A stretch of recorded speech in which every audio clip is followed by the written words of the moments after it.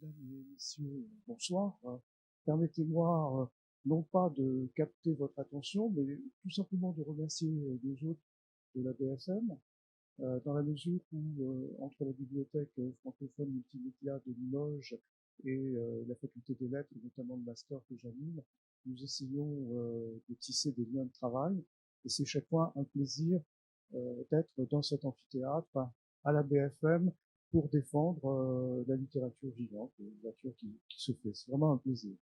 Je me permets, sans rhétorique, mais en étant extrêmement sincère, de dire que il me semble important, dans ces temps extrêmement difficiles que nous traversons, qu'il y ait des institutions comme la BFM qui maintiennent le cap, c'est-à-dire, bon, évidemment, il faut non pas se comporter de manière légère et cavalière, il faut être prudent, mais c'est important que toutes les activités culturelles et artistiques ne soient pas annulées, hein, parce que ce serait vraiment dramatique, je pense, pour notre pays et pour notre planète tout entière. Hein.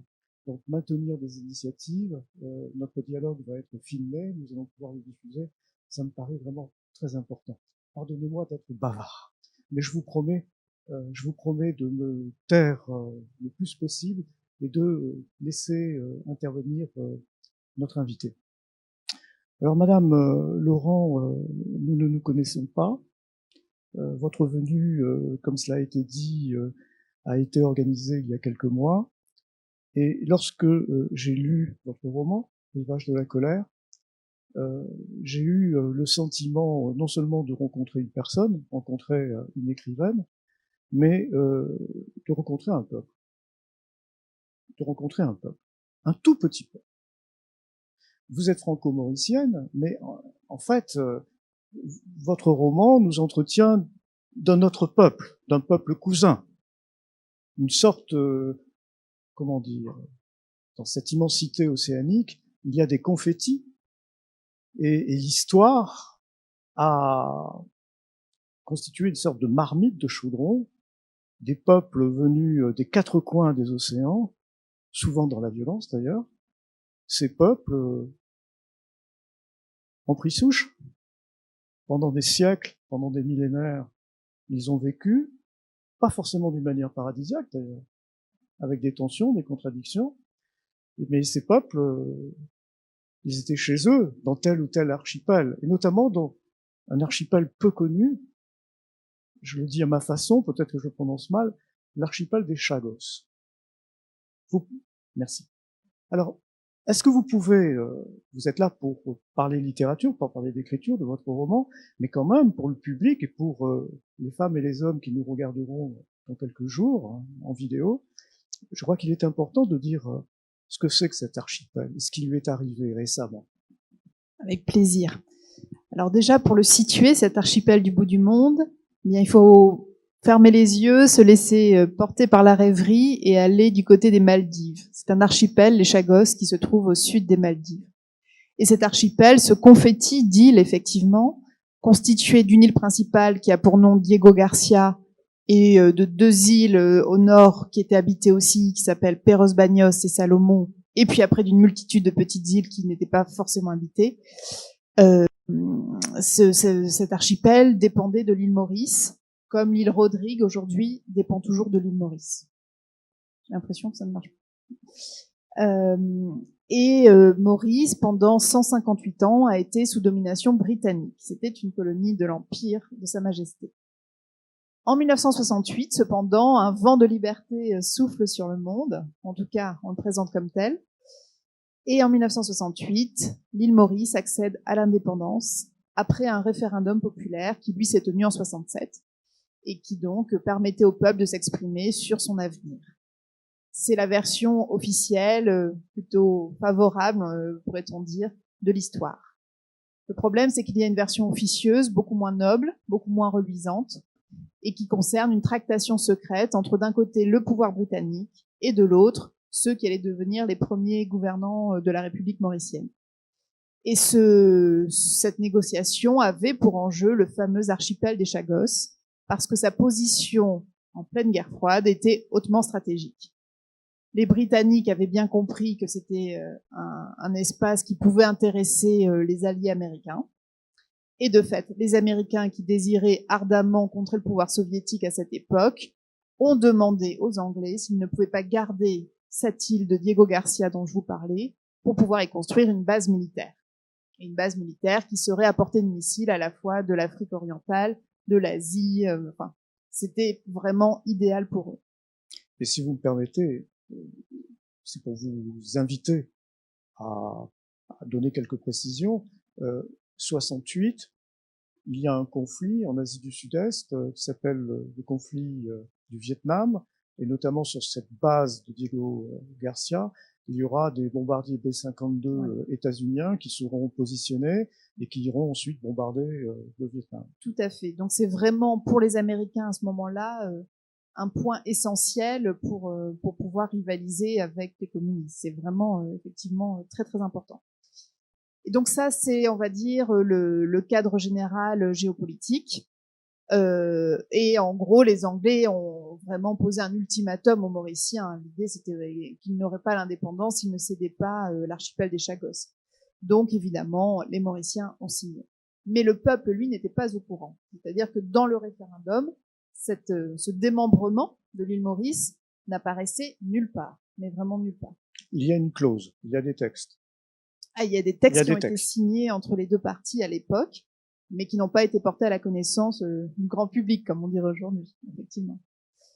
Et le drame, évidemment, dans cette histoire, eh bien, c'est un drame humain. C'est le drame de la population chagossienne, des gens pacifiques qui vivaient depuis à peu près le XVIIIe siècle donc sur cet archipel des Chagos, travaillant notamment la noix de coco, le copra, vivant de la pêche, vivant d'une vie tout à fait simple, paisible, plutôt en harmonie avec la nature, et qui, du jour au lendemain, va se retrouver littéralement déporté. Voilà. C'est une histoire de déportation, c'est une histoire de déracinement, d'exil forcé, c'est l'histoire d'une déchirure. Et pour vous donner un aperçu, mais je crois qu'il est assez représentatif, bien un jour de janvier 1971, alors que les tractations donc se précisaient, eh bien les habitants de Diego Garcia ont été convoqués sur la plage principale, pardon. Ils ont découvert des soldats britanniques armés. Au loin, il y avait un bateau qui était resté jusque-là caché par la passe, donc ils ne l'avaient pas vu venir. Et les Anglais leur ont donné littéralement une heure montre en main, pour ramasser leurs maigres affaires, jeter dans des draps une casserole, 3 couverts, abandonner leurs bêtes, abandonner leurs morts au cimetière, abandonner leur histoire, leur mémoire, abandonner tout ce qui avait constitué leur vie jusque-là. Et ils ont été littéralement jetés dans les cales d'un bateau. Et en cela, ça rappelle vraiment les heures les plus sombres de la traite négrière. Et déportés principalement à l'île Maurice, un peu aussi aux Seychelles, pour faire place nette, afin que la fameuse base militaire puisse être construite. Voilà un petit peu l'histoire générale. Alors, un élément historique supplémentaire, grâce à vous, c'est absolument terrible. C'est absolument terrible dans la mesure où, vous me corrigez si je m'égare, on a un archipel perdu au milieu de l'océan, dont la population est restreinte. 2000 habitants. Oui, j'allais dire 2 à 3 000, guère plus. 2000. 2000. Très peu de choses. Hein. Un village. L'essentiel de cette population, ce sont des descendants d'esclaves. C'est-à-dire que on a un peuple, je crois qu'on peut dire il y a un peuple, l'histoire a forgé un peuple. Ce peuple, pour l'essentiel, ce sont des descendants d'esclaves, notamment de Madagascar. Tout à fait. Hein. Donc, première déportation négrière, leurs ancêtres, on les fait travailler sur les plantations de copra, et la géopolitique fait que la Grande-Bretagne loue, il y a un bail de location, aux États-Unis d'Amérique, cet archipel, et ce peuple qui a pris racine, qui n'a pas d'autre chez lui que cet archipel, ce peuple, on va de nouveau le déporter. Tout à fait. C'est une ironie tragique. Une double dépossession, complètement. Un double arrachement, et le sentiment sans doute pour eux d'être toujours le jouet de force supérieurs, de puissances qui s'amusent de manière terrifiante avec leur destin, absolument. Et alors, si vous me permettez, et après cet échange, nous allons parler de votre roman. Ils sont, je vais employer un terme fort, correct mais fort, ce peuple, ce sont les cocus de l'histoire, 2 fois. Puisque pour que Maurice accède à l'indépendance dans des conditions satisfaisantes, il y a un accord entre la puissance coloniale et on va dire les nationalistes. Le prix à payer pour l'indépendance, c'est Chagos, hein, c'est le prix à payer. Les personnes qui vont en pâtir ne sont absolument pas au courant du tout. On va déporter cette population qui va se retrouver à Maurice, et là, c'est un peu l'enfer. Et je ne verse pas dans l'hyperbole, dans l'exagération. C'est le bidonville sordide, n'est-ce pas? C'est l'enfer. C'est totalement l'enfer parce que à la misère s'ajoute l'incompréhension. C'est-à-dire que ces gens sont tellement niés dans leur humanité qu'on ne prend même pas la peine de leur expliquer ce qui se passe. On insulte leur intelligence parce que ce sont des gens qui sont analphabètes. Mais pourquoi sont-ils analphabètes? Parce qu'on n'a pas daigné, évidemment, leur offrir une éducation satisfaisante. Ça arrange toujours les puissances que le peuple en face soit ignare. Donc ça, c'est quelque chose de très, très violent.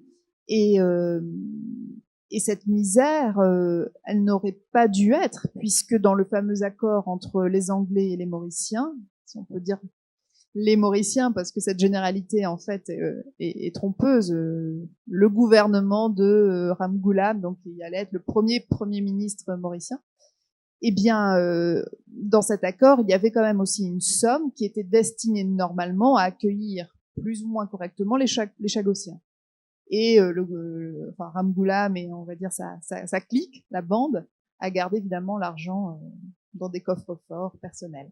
Donc, c'est une double trahison, c'est évidemment une vie qui est sans précédent pour eux, sans commune mesure avec la vie qu'ils menaient au Chagos. Même l'alimentation n'est pas la même, ils tombent malades parce qu'ils mangeaient des choses extrêmement saines, des produits non transformés, on dirait aujourd'hui. Forcément, c'était juste le fruit de la pêche et des plantations qu'ils consommaient directement. Donc, ils vont souffrir de maladies qu'ils ne connaissaient pas jusque-là. Ça peut nous faire penser un peu au sort des indigènes lorsque les colons aussi sont arrivés aux Amériques, etc.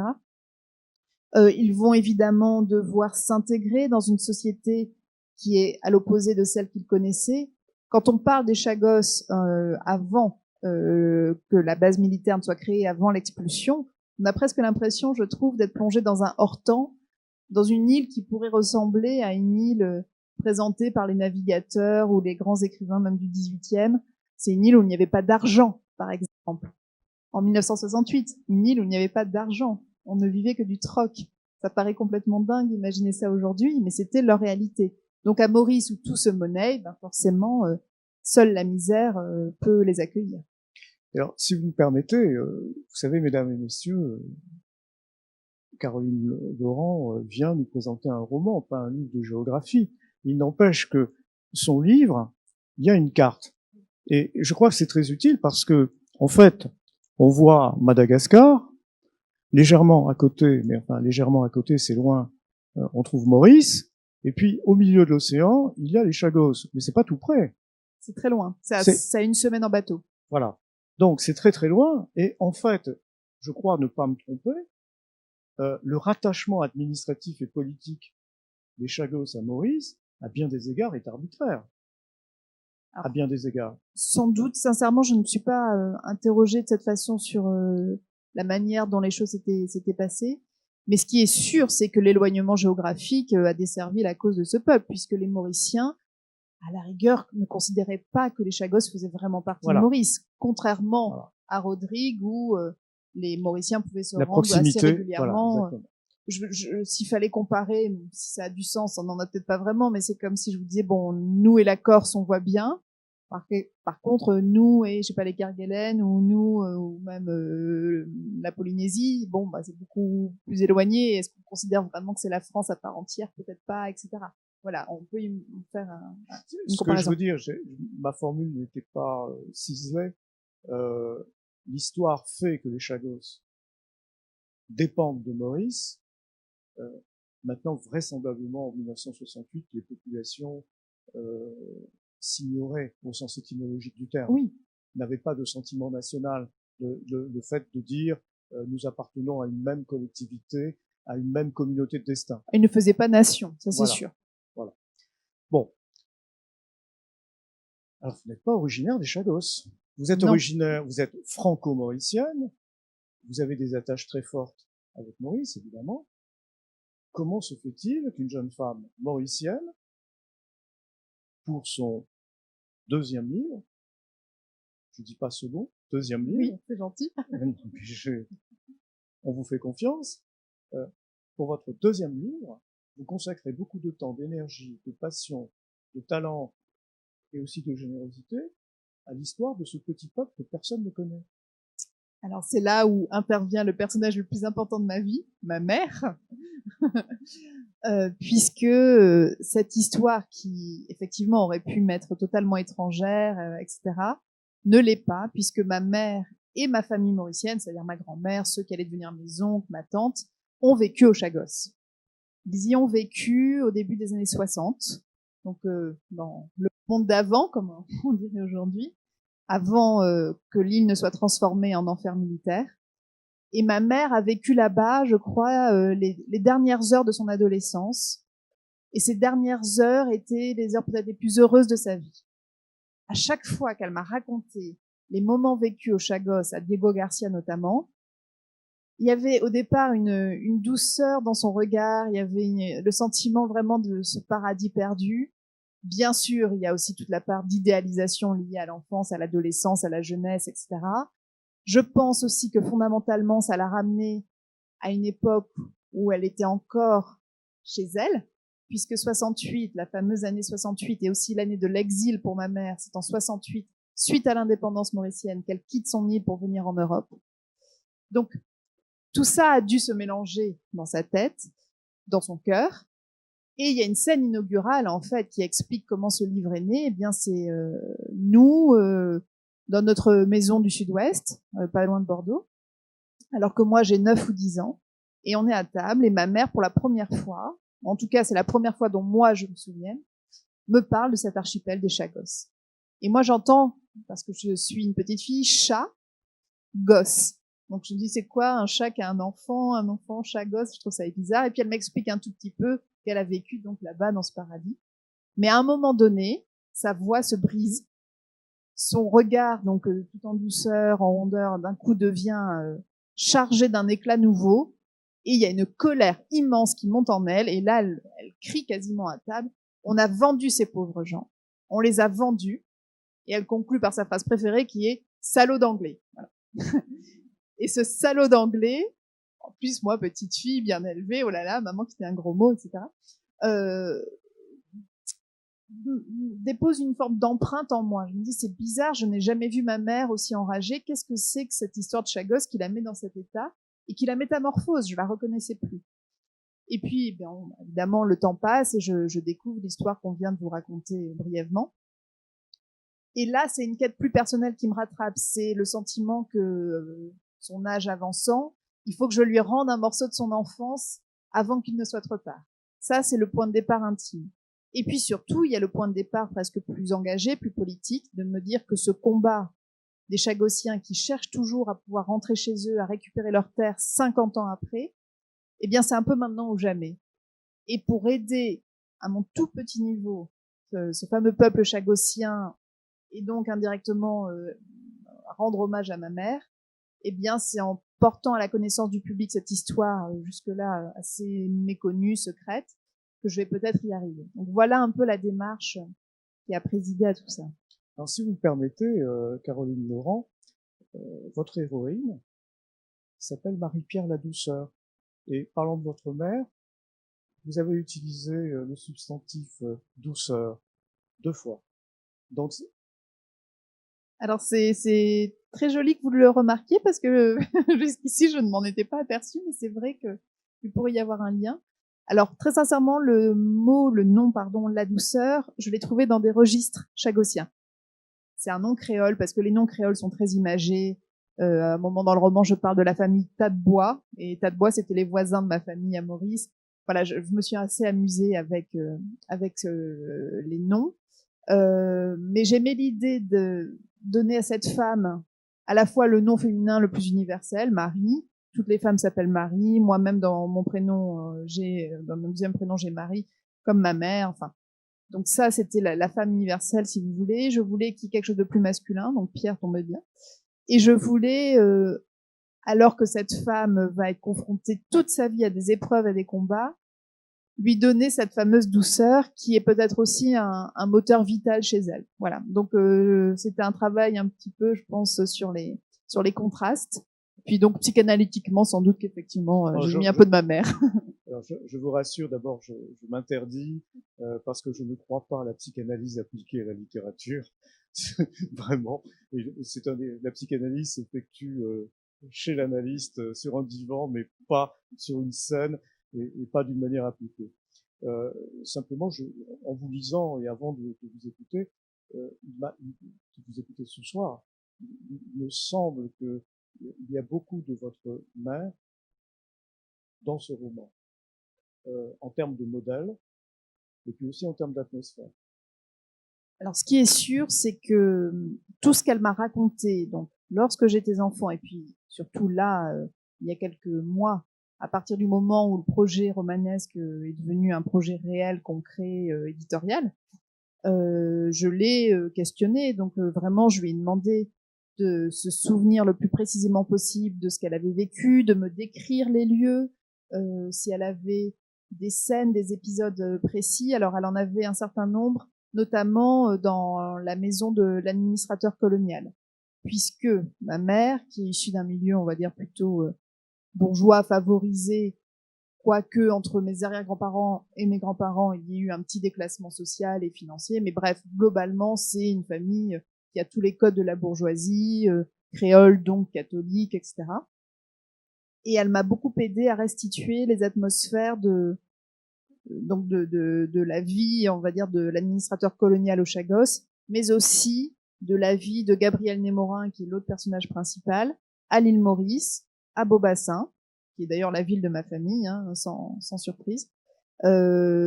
L'atmosphère de ces grandes maisons coloniales où le parquet est ciré et sans l'encaustique, le miel quasiment, le travail sur la décoration intérieure, les vérandas. Voilà, ce qu'on appelle la varangue chez nous, la véranda, la dentelle de fer, les festons des maisons, tous ces codes finalement qui, pour moi, me permettaient en fait de faire naître le personnage. À partir du moment où j'avais le lieu, le décor, le personnage émergeait naturellement. Donc elle m'a aidé là-dessus. Pardonnez-moi. En tant que romancière, vous avez besoin d'un ancrage dans la réalité. Alors j'imagine, c'est assez compliqué cette question parce que bon, pour l'instant, je n'ai écrit que 2 livres, je reste vraiment une débutante et c'est le tout début du chemin, mais que le dialogue entre le réel et la fiction, c'est ce qui va m'occuper toute ma vie. Voilà. Et effectivement, l'ancrage dans les lieux est une source d'inspiration, mais à partir d'un certain moment, ce ne sont pas les lieux réels, ce sont les lieux passés au tamis de l'imaginaire, déjà. C'est-à-dire ce que j'ai retenu de ce que, par exemple, ma mère m'a raconté. Je ne vais pas chercher à décrire, par exemple, je sais pas, une maison en regardant une photographie. Je vais plutôt décrire l'image qui me reste de l'image. Vous voyez, la mise en abîme un petit peu. La projection. Voilà, la projection mentale. La projection mentale à partir, par exemple, de récits de votre mère, peut-être aussi à partir d'une documentation que vous réunissez. Et vous avez petit à petit le travail à la fois de l'inconscient et du conscient. Il y a une image mentale.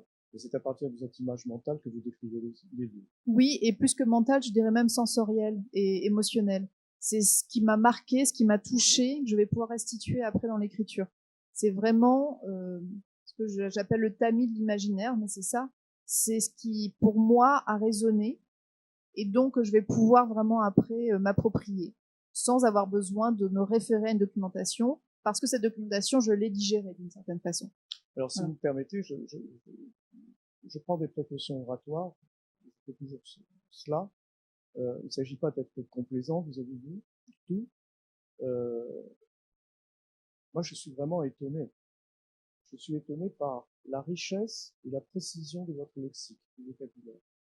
Je me demande comment une jeune femme, qui, a priori, vous êtes éditrice, vous ne dirigez pas une plantation de copra, et quand on vous lit, on a l'impression d'y être. Vraiment. C'est-à-dire une précision dans les outils, dans le nom des plantes, dans la description, quelque chose, ça fonctionne dans la langue. Et le lecteur a immédiatement des représentations mentales. Je pense que c'est un peu malgré moi, mais que j'aime effectivement trouver le mot juste, ça c'est certain, parce qu'il n'y a que le mot juste pour dire la réalité juste. Enfin, voilà, c'est cette équivalence entre le langage et le réel. Et puis parce que je suis très marquée en fait par les sensations. Alors on pourrait presque parler de synesthésie, mais c'est vrai que moi j'ai eu la chance d'avoir toujours vécu en fait dans les îles. Petite fille, je n'ai pas vécu à Maurice, bizarrement, mais j'ai vécu à Tahiti. Parce que mon père était militaire dans l'armée de l'air et que donc il était souvent en mission. Et à Tahiti, c'était un univers d'une luxuriance incroyable, avec cette végétation, avec ses parfums, avec ses couleurs très tranchées. L'hibiscus était d'un rouge mais sanglant, vous voyez. Le bougainvillier était d'un rose fuchsia, lui aussi très très fort. Et donc j'étais bombardée, je crois, de couleurs, de parfums et de sensations. Et c'est mon rapport au monde qui s'est développé un peu comme ça. Donc quand je dois décrire, par exemple, la plantation, les gestes des femmes, alors certes, j'ai vu quand même des photos d'archives, parce que j'ai travaillé aussi sur les archives chagossiennes, mais c'est très étrange, j'ai l'impression que j'avais ça en moi déjà avant. Alors, je prends le risque, hein, mais vous tendez la perche. En fait, vous nous décrivez l'archipel de Chagos, mais c'est Tahiti. C'est-à-dire un Tahiti mental, fantasmatique, le Tahiti de votre enfance, de votre jeunesse. Alors, pour bien connaître Maurice aussi, Maurice et Tahiti quand même ne se ressemblent pas. Ce sont pas les mêmes îles, pas les mêmes atmosphères, pas les mêmes gens du tout. Donc non, c'est carrément Maurice à ce moment-là. C'est Maurice de ma petite enfance parce que j'y allais à peu près tous les ans ou tous les 2 ans quand j'ai commencé à être un peu plus grande. Mais gamine, oui, quand même, j'ai grandi au bord de l'eau, etc.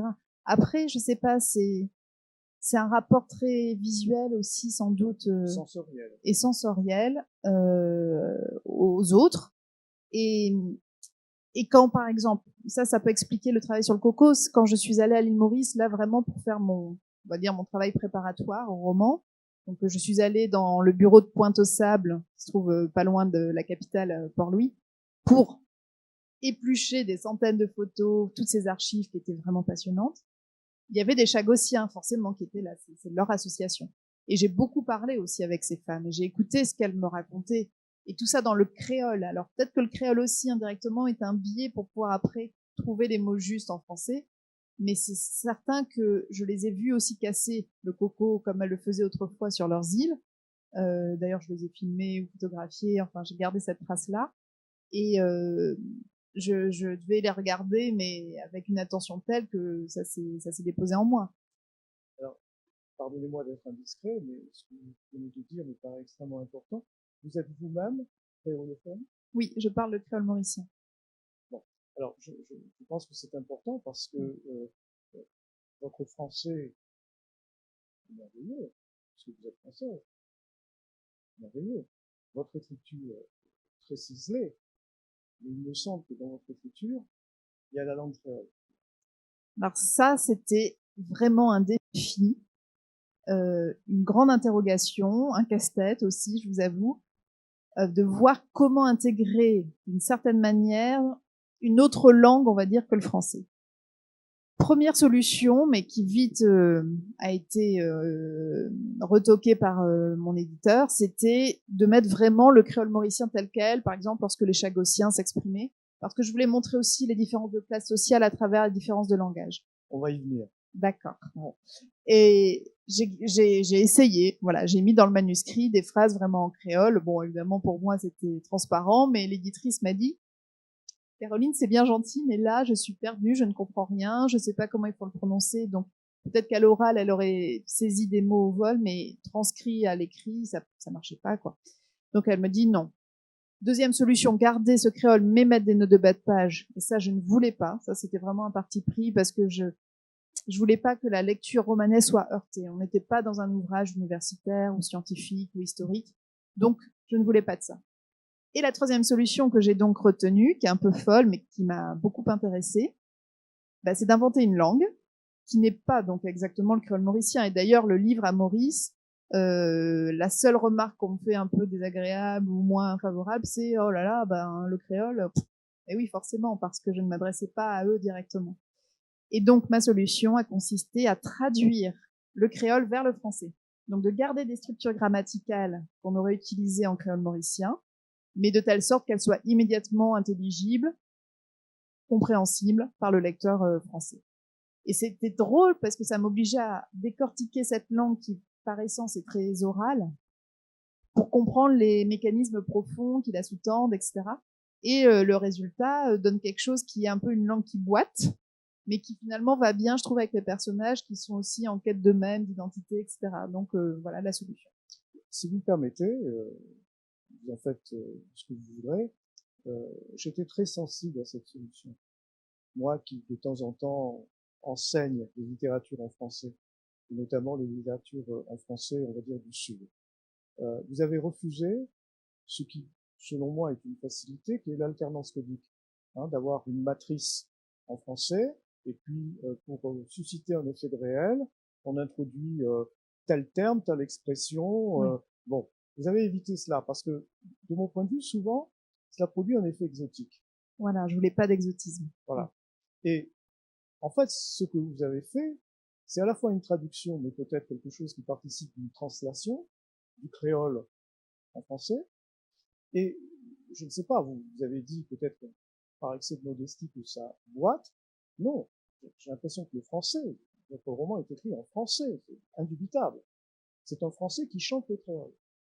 Et qui chante le créole parce que précisément, il y a un certain nombre de translations, c'est-à-dire que la construction syntaxique française, c'est pas ça, on ferait autrement. C'est en fait une structure qui vient du créole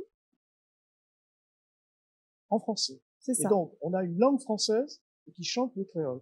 Et de mon point de vue, j'arrête et je vous écoute avec beaucoup d'attention.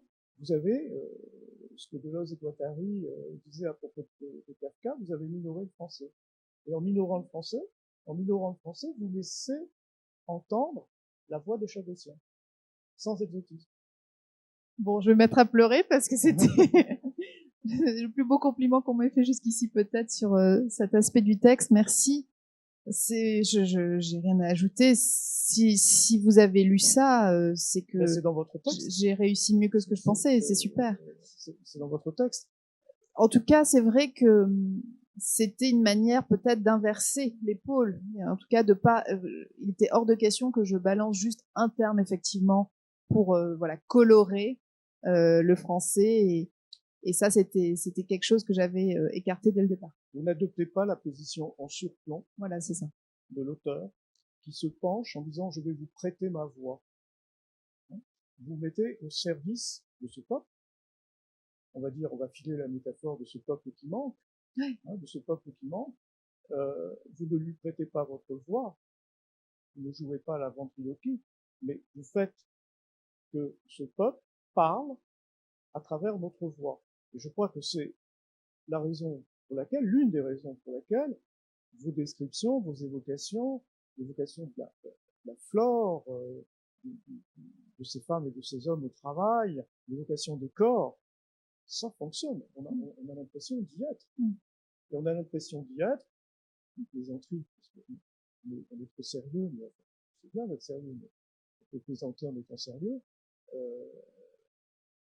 Maurice, pour beaucoup de Français, c'est une destination touristique.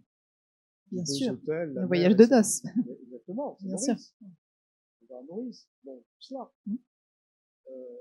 Exactement, c'est pas ça. Non. Pas du tout ça.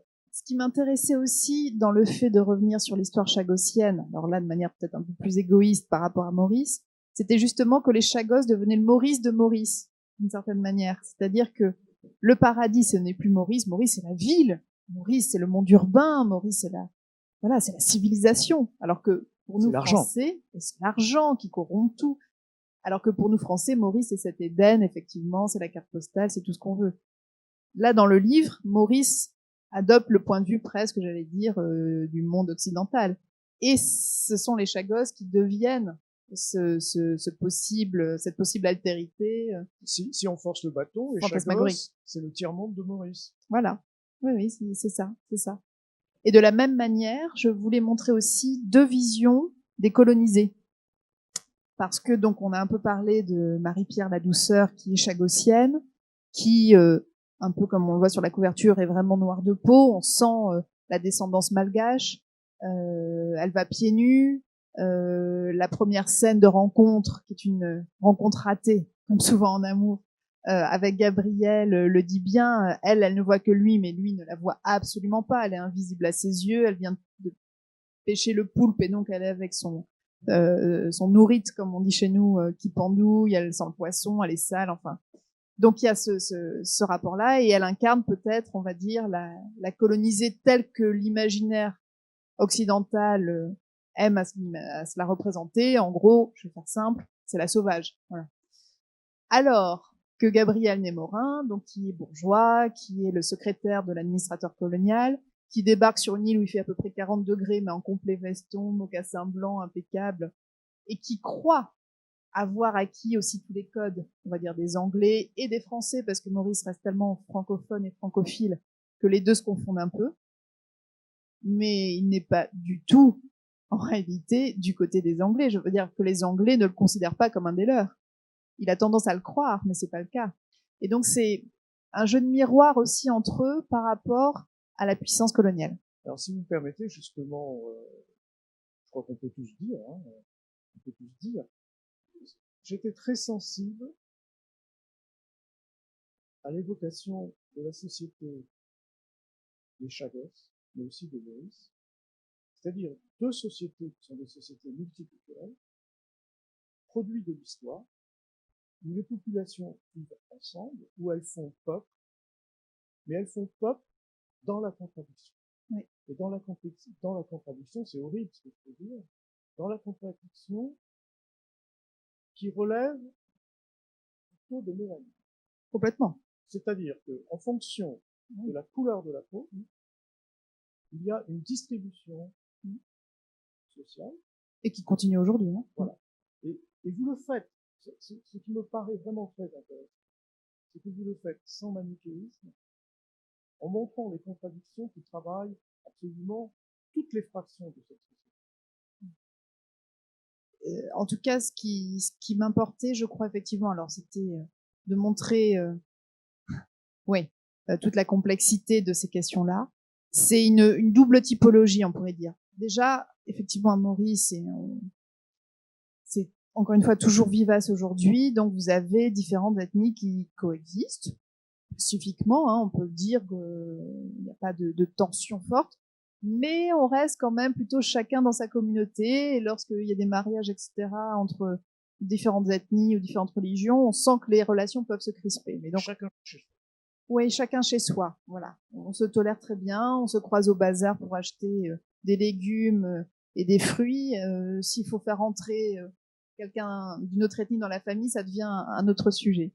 Donc vous avez d'un côté, on va dire, les religions qui recoupent les ethnies. Donc vous avez effectivement les créoles qui sont, pour faire simple, chrétiens. Vous avez les Indiens, descendants d'Indiens, on les appelle Indiens, mais en fait, ce sont des descendants de coulisses qui étaient venus travailler la canne à sucre et qui généralement, sont soit... excusez-moi, généralement ces coulisses, ces Indiens, sont venus après l'abolition de l'esclavage. Après, absolument. Ils sont venus comme travailleurs libres, on va mettre des guillemets, avec des contrats épouvantables, c'est ça. Absolument épouvantables, mais à partir du moment où l'esclavage est aboli, évidemment les esclaves n'ont pas du tout envie de rester sur les plantations. Ah oui, ils refusent totalement de retourner dans les champs de canne. Et là, les Indiens viennent travailler. Grâce, encore une fois, au lien très fort avec l'Empire britannique, évidemment. Donc vous avez chez les Indiens les hindous et les musulmans, et puis vous avez la communauté chinoise qui est arrivée un peu plus tard et donc qui est bouddhiste. Ok, ça c'est une première typologie. Effectivement, au sein même de chacune de ces ethnies, et particulièrement chez les créoles, eh bien la couleur de la peau est le facteur discriminant. Et à la couleur de la peau s'ajoute la catégorie en fait sociale, parce que généralement les choses se recoupent. Donc plus vous êtes noir, plus vous êtes en bas de l'échelle. Surprise. Plus vous êtes blanc, plus vous êtes au-dessus. Mais moi, je trouve ça très très intéressant de voir les perceptions. Alors ma famille est devenue pour moi un peu mon étalon. Je les regarde parfois comme des souris de laboratoire pour essayer de comprendre, parce que ça me dépasse toujours. Mais par exemple, ma mère, qui n'a pas ma peau, elle est beaucoup plus foncée que moi. Au point d'ailleurs que parfois, des gens, on se demande bien pourquoi et de quel droit, mais venaient nous parler sur la plage en nous disant qu'on n'était pas mère et fille. Hein. Donc c'était assez violent. Bref, donc ma mère se voit plus claire qu'elle ne l'est. Mais parce qu'elle a intégré, encore une fois, ces codes qui faisaient d'elle une jeune fille modèle, si vous voulez, qui appartenait à la bonne société.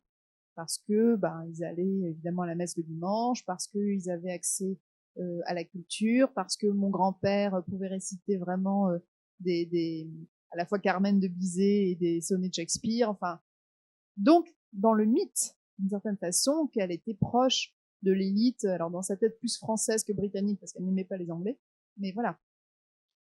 Alors qu'en réalité, je ne suis jamais allé à Maurice, je suis allé à La Réunion, pas à Maurice, je connais la Caraïbe, société aussi multiculturelle. Tout à fait.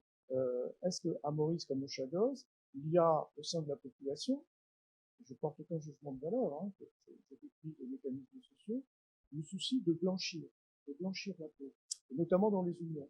Ah alors moi, je suis le fruit de ça. Soyons parfaitement honnêtes, ma mère a épousé un blanc, donc oui. Je me souviens de mon arrière-grand-mère mauricienne qui était extraordinaire, une femme avec un tempérament de feu absolument fascinante, je dois dire, qui avait dit à ma mère, lorsqu'elle lui avait appris qu'elle allait épouser un Français de France, comme on dit parfois aussi, elle avait cette formule très drôle en disant que ma mère allait épouser un vrai blanc, je cite, pas un blanc comme à Maurice, la couenne grattée.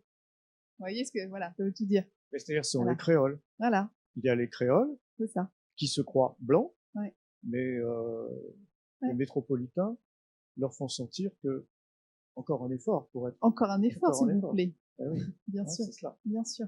Et je trouve que le roman, d'une manière non discursive, vous faites pas un essai du tout, le roman montre bien ça, montre bien comment au sein de la population, de surcroît entre hommes et femmes, ces choses jouent.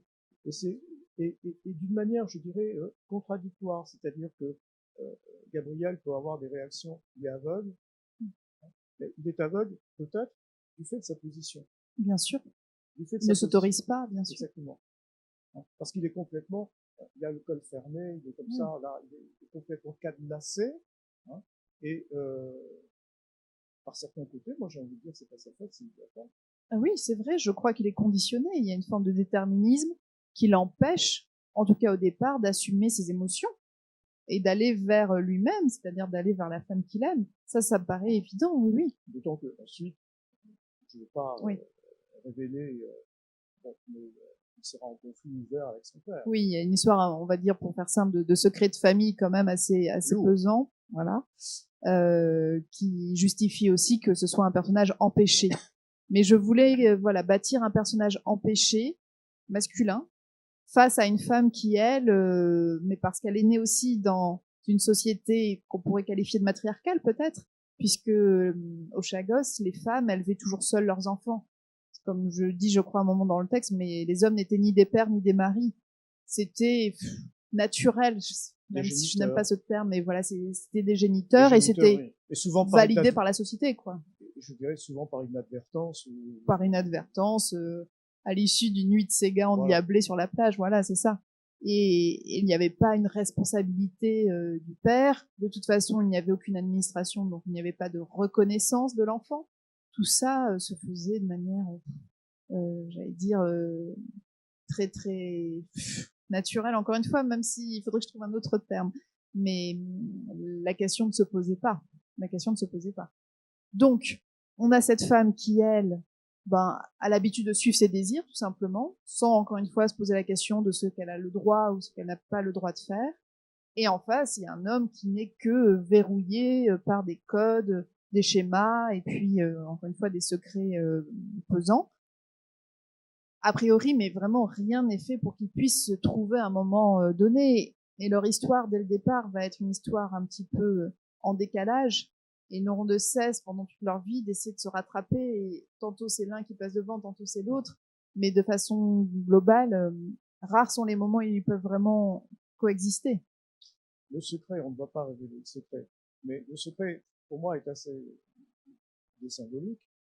Mais il est très intéressant dans la mesure où c'est un secret, une sorte de point nodal, où il y a à la fois les contradictions de classe, de race, de sexe, qui sont là. Oui. Et on voit que ces sociétés, qui sont des sociétés de rêve, des sociétés qui placent les femmes et les hommes qui vivent dans un rapport à la nature que nous n'avons pas, que nous avons perdu.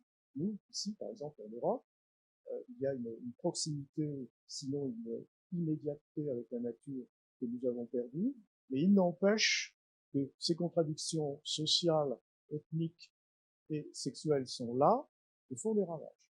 Tout à fait. Et vous montrez cela. Et j'ai envie aussi de dire, à l'endroit de vos lectrices et de vos lecteurs, notamment de celles et de ceux qui ne l'ont pas encore lu, votre personnage, Marie-Pierre Ladouceur, c'est une héroïne qui est féministe. Votre roman est féministe. Et je veux dire, c'est formidable parce que, non, vraiment. Je suis féministe. Oui. Et je trouve que c'est absolument formidable dans la mesure où, comment dire, vous montrez comment cet homme et cette femme se choisissent assez vite. Bon, il y a une hésitation, mais se choisissent assez vite. Il leur faut une vie pour se trouver de temps à autre. C'est ça. Il faut une vie pour se trouver de temps à autre. Bon. Et je trouve que, à bien des égards, c'est des existences. C'est compliqué de trouver l'autre avec qui on est à peu près bien. Oui. Le kairos n'est pas toujours là pour que on ne sait pas toujours le saisir. Voilà, exactement. Et je trouve que, justement, votre intrigue est une intrigue qui me schématise rien. Je schématise absolument rien. Il y a des hommes violents. Oui. Ces hommes violents, en même temps, ils peuvent être extrêmement touchants. Et leur faiblesse ne rachète pas leur ignominie. Bien sûr. Hein. Et ça, je suis très sensible à une démarche d'écrivaine qui fait vivre des personnages dans une intrigue complexe. C'était très important. Alors, j'ai eu un petit sourire quand vous disiez ça et je fais vraiment une parenthèse, mais il se trouve que hier, je suis intervenue en prison avec des détenus, des hommes, exclusivement des hommes, c'était au Mans. Et tout ce que vous dites sur la complexité, bien sûr, je l'ai vécu là de plein fouet. Et je me faisais la réflexion que les hommes ne sont pas des essences, mais des états. C'est-à-dire que dans la même journée, dans la même vie, dans la même heure peut-être, on peut être à la fois ça, et ça, et ça, puis ça. Et voilà. Et c'est ce qui se passe avec ces personnages, évidemment, parce que parfois, ça peut être une histoire de moments, tout simplement, de moments ratés ou de moments saisis. Et en fonction, ils vont se comporter plutôt de telle sorte ou de telle sorte.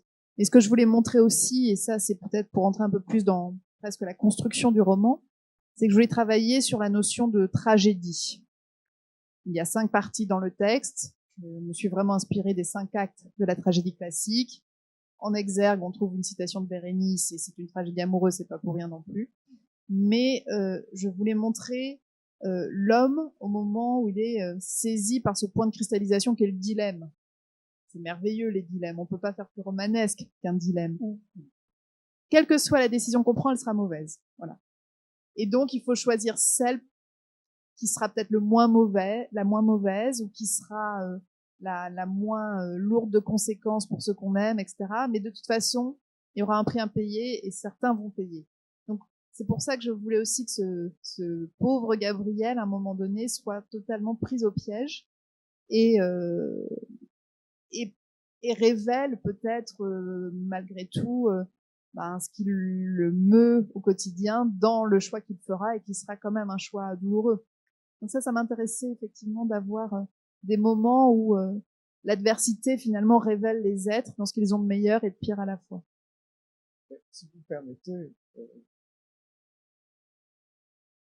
on parlera tout à l'heure si vous étiez en maison d'arrêt ou en centre de détention. Maison d'arrêt. En maison d'arrêt. J'ai travaillé 4 ans. Je sortais, regardez.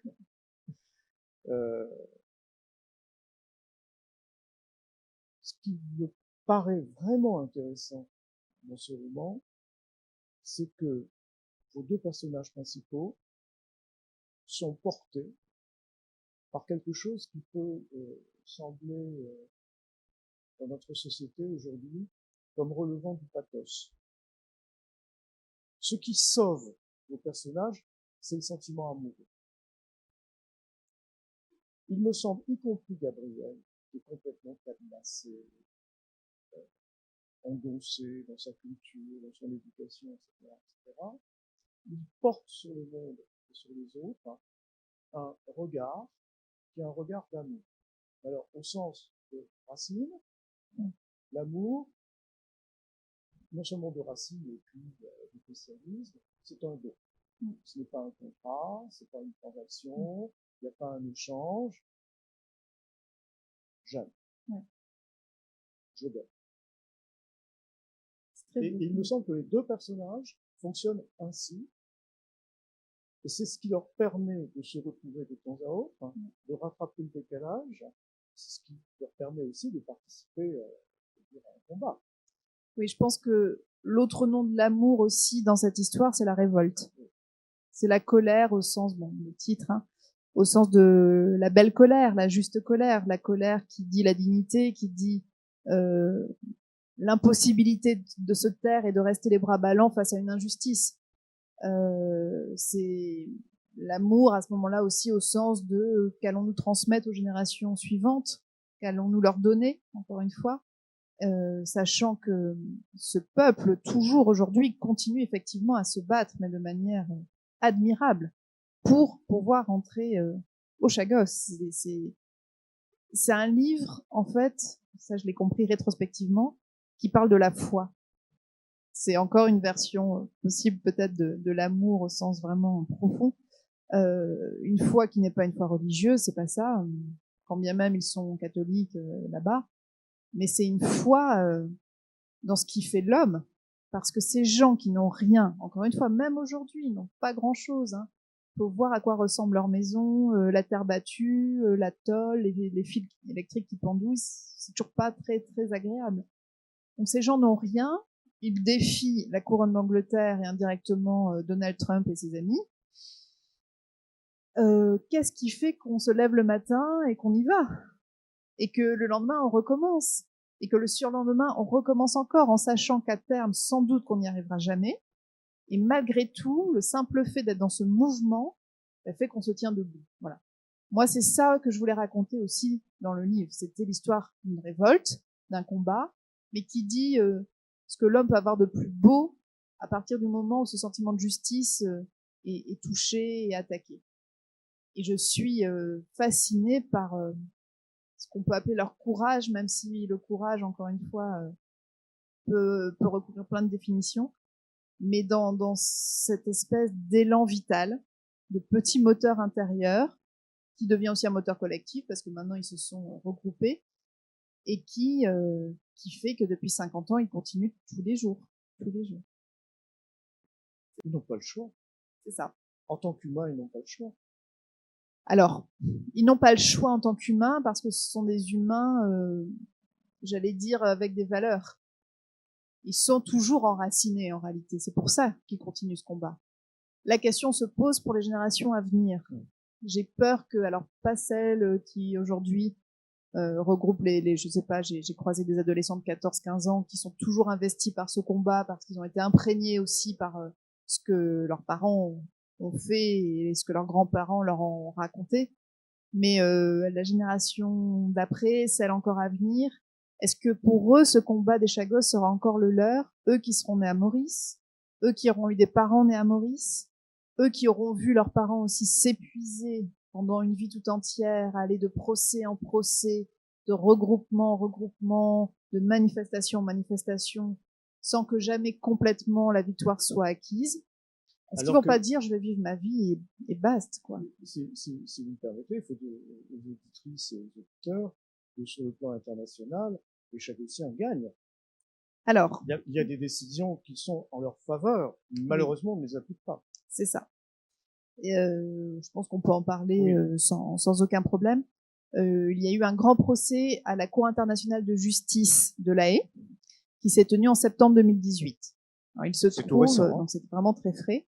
Il se trouve que j'étais moi avec eux, avec la délégation chagossienne, donc dans l'enceinte de ce tribunal, le Palais de la Paix, porte bien son nom ou pas. Et c'était très impressionnant parce que évidemment c'est un lieu hanté de fantômes, c'est un lieu où tout est décorum, cérémonial, donc on sent aussi l'envie peut-être de nous faire pénétrer dans une espèce de pièce de théâtre géante. On peut revenir un peu à la question de la tragédie, mais il y a quelque chose qui pour moi est un peu de l'ordre du théâtre. On a ces avocats anglais avec leur perruque du XVIIIe siècle, enfin tout est un peu fou. Et la Cour internationale de justice, à travers ses 14 juges internationaux, a effectivement déclaré l'occupation des Chagos par les Britanniques illégale, en disant que le démembrement de Maurice, donc à la fin des années 60, était illégal, parce que ça n'avait pas été soumis au référendum populaire. Donc les Mauriciens ont signé l'indépendance sans savoir à quoi les engageait cette décision. Et puis, ils ont conclu en disant que la décolonisation à Maurice n'était pas terminée. Et à ce titre, ce petit bout de terre sur l'océan Indien devenait la voix de toute l'Afrique. Il y avait l'Union africaine qui était là et qui parlait aussi avec les Chagos et avec Maurice en disant que c'était un drame en fait de l'histoire coloniale britannique non résolue. Malheureusement, cette décision splendide, favorable, tout ce qu'on veut, n'était qu'un avis consultatif, pas un avis contraignant. Et à partir du moment où ce n'est qu'un avis consultatif, eh bien les Anglais, ils s'en fichent pas mal. Et donc le verdict est tombé là il y a quelques jours malheureusement. La Haute Cour de Londres, que les Chagossiens avaient à nouveau saisi, fort de cet avis consultatif favorable, ont décrété que, ma foi, non, les choses avaient été faites légalement à l'époque, dans les années 60 avec Maurice, et que partant, ils ne rendaient pas les îles aux Chagossiens. Donc la prochaine étape, a priori, pour les Chagossiens, va consister à interpeller la Cour européenne des droits de l'homme et à faire reconnaître leur déportation comme crime contre l'humanité. C'est la nouvelle étape qui les attend et c'est pas une mince affaire. Si vous me permettez, je retourne. J'aurais 2-3 questions techniques posées à l'écrivaine. J'aimerais d'abord savoir combien de temps il vous a fallu pour écrire ce roman? Quelques mois, une année, 2 ans, 3 ans? Alors, une vie? C'est 3 mois et une vie, la réponse. 3 mois et une vie. Donc une vie, vous avez compris, c'est parce que cette histoire me vient de loin et que j'ai vraiment grandi avec. Je l'ai portée longtemps.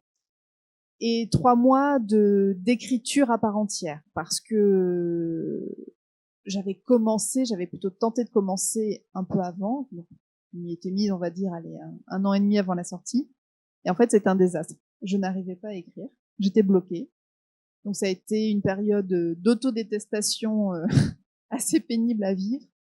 J'étais bloquée, je trouvais pas, je sais pas pourquoi. Donc il y a eu après tous ces déplacements à Maurice, le travail aussi avec les Chagossiens, donc ça m'a un peu aidé. Mais c'est à partir du moment où j'ai trouvé la forme de la tragédie que les choses se sont mises en place. Tant que je n'avais pas la forme, je ne pouvais pas écrire le roman. Et c'est sans doute la grande différence avec les autres formes littéraires, que sont la poésie ou même le récit littéraire personnel. Pour le roman, j'avais besoin d'une structure parce que c'est vrai qu'il y a une histoire qu'il fallait raconter et que je ne pouvais pas partir dans tous les sens, surtout en présentant une réalité que peu de gens en France connaissaient. Donc il fallait prendre le temps de poser aussi les personnages, le décor, etc. Donc en 3 mois, la nuit quasiment exclusivement, puisque donc j'habite à Paris, j'avais des journées de travail assez chargées. Et à Paris, qui, comme vous savez, est invivable, la nuit devenait un lieu pour moi, ça devenait un refuge. C'était plus qu'un moment, ça devenait vraiment un espace. Et donc la nuit, j'étais enfin tranquille dans mon appartement, je pouvais m'isoler dans le salon parce que j'ai pas de bureau d'écrivaine, si vous voulez. Et c'était aussi un moment peut-être où je changeais moi d'esprit, de visage, enfin je me transformais en loup-garou un peu. C'était la face nocturne de ma vie et ça m'a permis effectivement en très peu de temps en réalité d'écrire le livre. Et je pense que c'est une manière de faire qui en soi me déplaît mais qui est la mienne parce que même pour le précédent qui était encore autre chose, mais j'avais écrit beaucoup la nuit et j'ai l'impression que c'est un moment où on contrôle moins. Et dans cette capacité peut-être qu'on a à donner, on va revenir à cette notion d'amour et de don et d'abandon, eh bien, il y a des choses peut-être qui jaillissent, qui émergent et qui sont peut-être plus fortes et plus sensibles que si je les avais écrits vraiment patiemment le jour, de telle heure à telle heure à mon petit bureau. Voilà, je pense qu'il y a quelque chose d'un peu plus enragé qui est sorti la nuit. Et alors, je suis très curieux. 3 mois pour un premier jet, vous l'avez laissé reposer? Alors, le calendrier de l'éditeur étant assez serré, sincèrement, j'ai fait quelque chose d'horrible que je n'aurais jamais dû faire. Mais j'ai la chance d'avoir un éditeur admirable et qui m'a beaucoup soutenue. Pour tout vous dire, parce qu'on n'en a pas parlé, mais dans l'écriture, il y a effectivement les 2 personnages de Marie-Pierre Ladouceur et de Gabriel Némorin. Il y a aussi une 3e voix, c'est Joséphin, c'est le fils, qui est un peu le cœur antique, pourrait-on dire, qui donc continue à mener le combat aujourd'hui, donc qui vient interpeller aussi les lecteurs. C'est le coryphée. C'est le coryphée, c'est celui qui nous dit la lutte contemporaine et c'est peut-être aussi un peu ma voix à moi. Voilà, c'est la voix de la colère en tout cas. Bref. Et ben cette voix de la colère, elle est arrivée sur les premières épreuves. Alors pour les néophytes, quand on envoie le manuscrit en composition, on reçoit ce qu'on appelle les premières épreuves, c'est-à-dire le texte mis en page, composé, qui ressemble au livre définitif. Et normalement, là, on corrige juste les fautes d'orthographe. Et les virgules. Et les virgules. Et on enlève 3 adverbes. Et donc, moi, j'ai carrément ajouté tout un personnage à ce moment-là parce que j'ai compris sur le tard que c'était ce qui me manquait pour donner cette ampleur, en fait, du combat sur 50 ans. Et c'était la voie autour de laquelle je tournais depuis le départ qui aussi expliquait mes blocages d'écriture. Et j'ai eu un flash et donc cette voix, je l'ai écrite en 3 jours. Voilà. Peu dormir. Peu dormi et une éditrice très gentille qui a peu dormi aussi pour pouvoir m'aider et m'épauler. Vous écrivez au clavier, sur ordinateur? Oui, sur ordinateur. Pas du tout à la main. Alors, je prends beaucoup de notes à la main. J'ai des carnets préparatoires. Je dois avouer qu'au départ, j'ai besoin d'avoir le contact artisanal, j'allais dire, la main, le stylo, le papier. En revanche, à partir du moment où vraiment je me lance dans la rédaction, si vous voulez, là, j'ai besoin de passer directement au clavier. Alors, dernière question technique de cet ordre, j'espère ne pas vous importuner avec ça. Vous, au fur et à mesure de la rédaction, vous mettez en bouche votre texte et vous pratiquez le deux doigts pour voir si ça tient? Alors, la question est intéressante parce que j'ai eu la chance de lire et d'enregistrer le livre en version audio. Donc j'ai dû le lire intégralement après dans un studio de professionnels. Mais oui, je le fais assez souvent. Et je me suis d'ailleurs promis pour le 3e de le lire vraiment intégralement à voix haute parce que il n'y a rien de tel pour voir ce qui marche, ce qui marche pas, le rythme, parfois éventuellement des répétitions. On est passé dessus 5 fois, on n'a rien vu et à l'oral enfin ça sonne et on voit les choses. Ça va aussi avec qui je suis. Je pense que j'ai besoin de faire intervenir le corps dans l'écriture et l'oralisation pour ça c'est extraordinaire. Donc je recommande d'ailleurs ça souvent aux auteurs que je publie. Je vais vous piéger parce que nous allons vraisemblablement nous tourner vers les éditeurs et éditrices. Avant de le faire, peut-être je vous piège. Vous voulez bien nous lire une page? Avec Plaisir. Et vous me laissez la choisir? Je vous laisse la choisir. Alors, elle est choisie. Elle est courte. C'est la page 111 et le verso, il y a quelques lignes.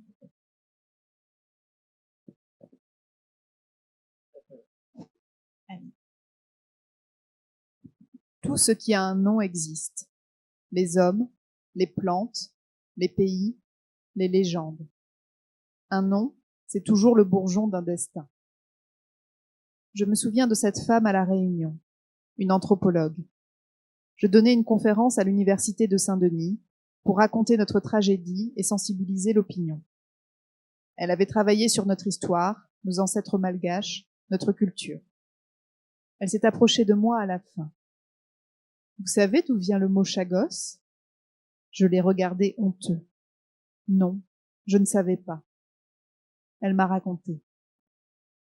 Pedro de Mascarenhas, le navigateur, sillonnant la route des Indes. La découverte de nouvelles terres, baptisées Mascarenhas.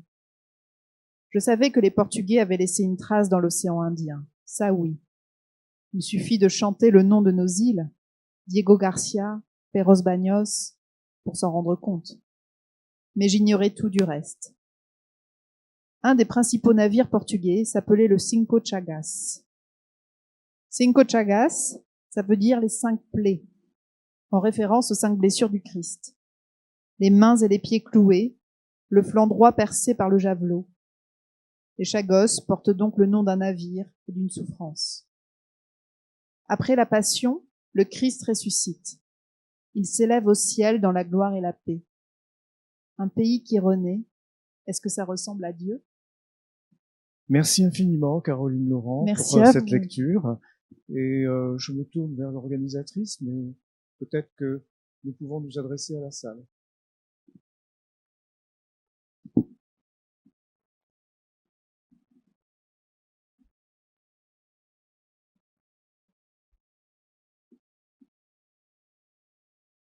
Ça marche.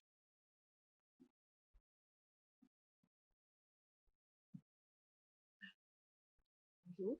Bonjour. Je vous entends, je vous entends.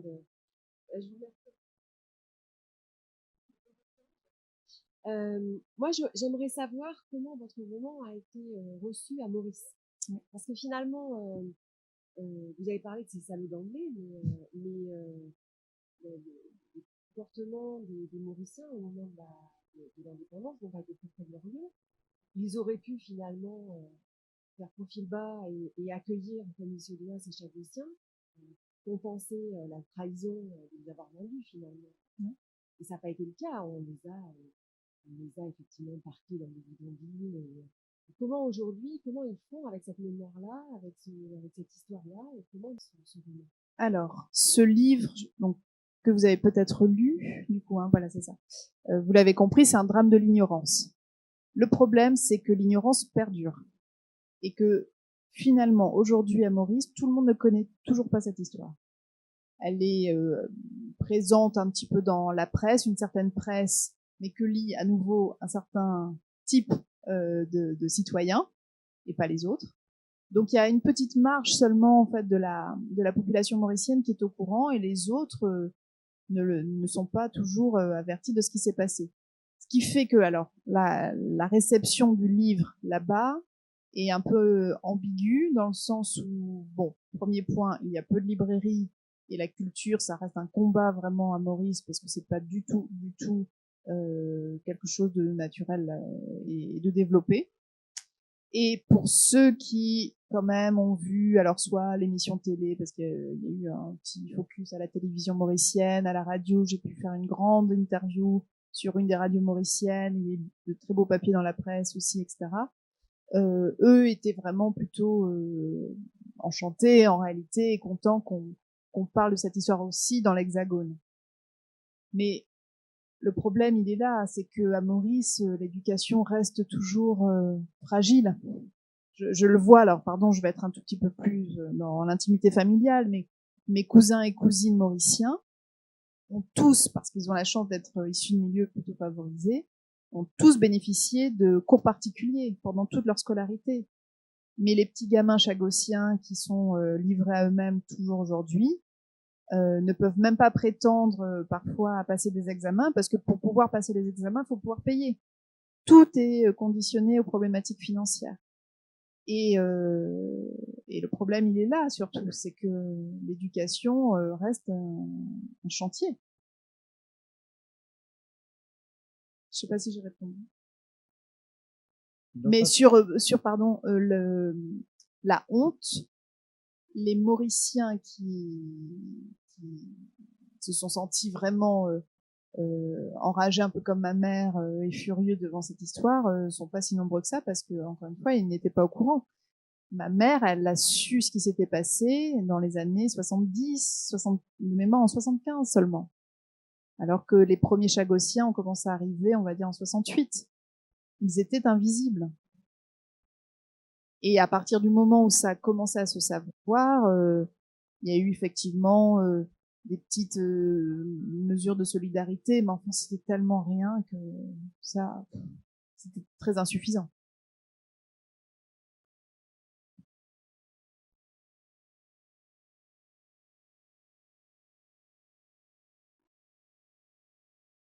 Ouais.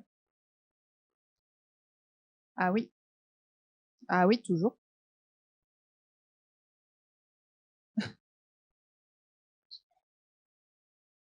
Ah ben j'aimerais bien. Bah oui, vous avez raison. Alors ça, c'est terrible à Maurice aujourd'hui. Donc c'est soit Ramgoolam qui est Premier ministre, soit c'est un Ramgoolam, donc un membre de la tribu Ramgoolam, soit c'est Jugnut, l'autre clan indien hindou de Maurice. Et moi, jusqu'à il y a quelques années, je les ai appelés les Medvedev Poutine. Puis maintenant, il faut dire les Poutine Poutine, puisqu'il y a même plus cette alternance. Mais voilà, c'est ça, c'est qu'ils se transmettent le pouvoir de père en fils. D'ailleurs, un petit aparté, mais qui est assez savoureux, le fameux Jugnut, donc qui était aussi Premier ministre et qui était au pouvoir au moment de l'indépendance, était en place là il y a quelques années encore, mais devenant un peu vieux, fatigué, Kakoshim, il a trouvé que la charge de Premier ministre était trop lourde, et en plein cours de mandat, il a cédé son poste à son fils. Et le fils est arrivé à la place de papa. Et il n'y a pas eu une manifestation à Maurice. C'est quand même insensé. Il faut imaginer ce que ça représenterait chez nous. Donc voilà, il y a un vrai problème politique et de corruption, et puis de lassitude et de fatalisme de la part de la population. Quand on a découvert ça avec ma mère, là, l'affaire Jugnut, je dis mais vous allez accepter ça, vous allez accepter ça. Et mon oncle disait lui ou un autre, qu'est-ce que ça va changer? Donc cette espèce de perte de confiance totale en fait dans la sphère politique. Mais donc pour venir sur la honte qu'éventuellement les dirigeants ressentent, il suffit de voir comment Ramgoolam a mis l'argent dans sa poche et a fait fructifier ce pactole et a couvert les Anglais qui le protégeaient aussi en retour, pour comprendre que visiblement c'était pas un sentiment qu'il éprouvait le matin en se rasant.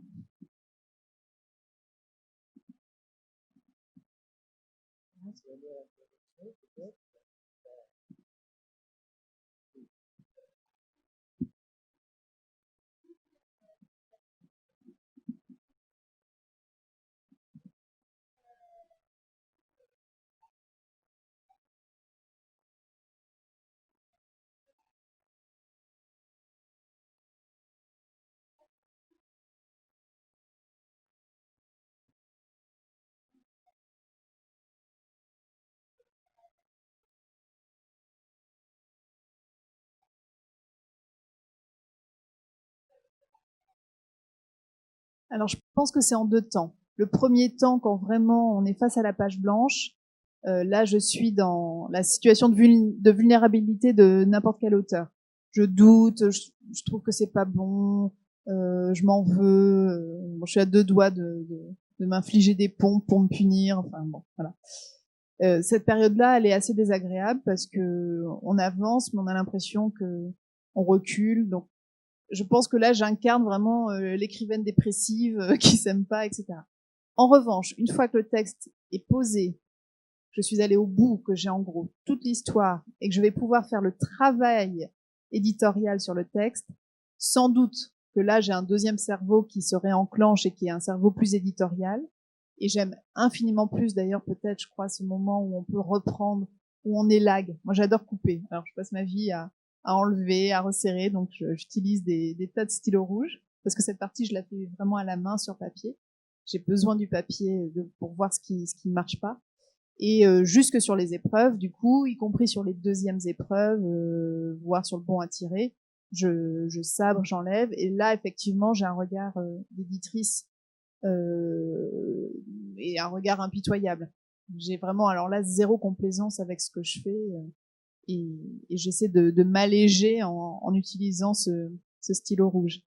Mais là où pour moi ça a été peut-être un peu bizarre dans l'expérience de ce deuxième roman avec l'éditrice, c'est que j'avais peur qu'elle ne me dise pas les choses complètement, du fait qu'autrefois on avait été collègues, on s'entend bien, que j'étais dans une autre maison d'édition, enfin toutes ces barrières qu'on peut se mettre parfois psychologiques ou amicales, et j'avais peur en fait qu'elle soit pas entre guillemets assez dure avec moi. Et donc je disais, t'es sûre que ça va? Moi je pense que ça va vraiment pas ce passage. Et j'arrivais pas à y croire presque lorsqu'elle me disait que pour elle c'était abouti. Donc j'ai eu pas mal de tiraillements intérieurs douloureux. Il y a une question. J'écoute la libraire.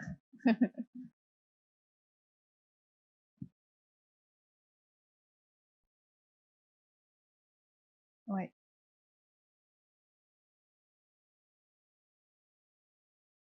Ouais.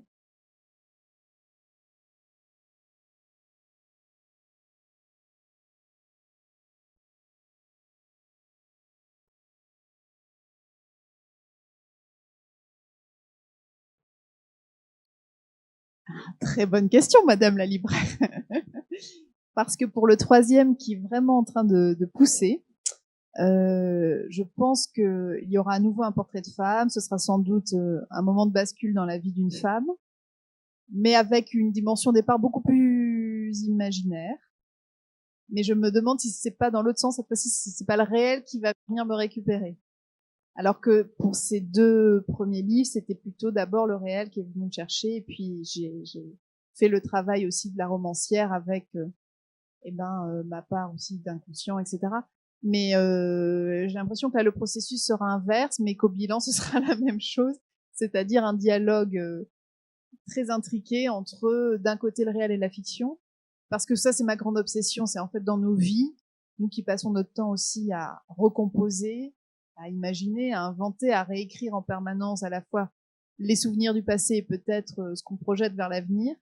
Enfin, on est tous des écrivains du quotidien d'une certaine manière. Certains écrivent, d'autres non, c'est la seule différence. Mais voilà, et je pense que ce dialogue réel-fiction, il va m'occuper encore pendant de longues années.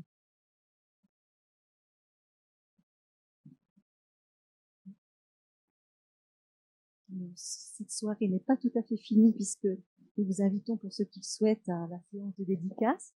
En tout cas, merci beaucoup. Merci à vous, merci à vous tous. Merci beaucoup Jean-Michel de Vézas. Merci. C'était une rencontre vraiment très intéressante. Et je voulais juste vous donner un rendez-vous si tout se passe bien, si nous sommes pas, s'il n'y a pas d'autres mesures. Donc, toujours dans le cycle de l'océan Indien, le 27 novembre, il y aura une rencontre, un spectacle de la pièce de Nassou Djelani que nous devions inviter d'ailleurs au mois de mars, juste le samedi où il y a eu le confinement. Donc là, on l'a invité pour sa poésie. Donc là, ça sera pour la compagnie Stratagème qui vient normalement de Mayotte pour jouer sa pièce En finir avec Bob. Voilà, le 27 novembre, un vendredi soir. Voilà, merci beaucoup.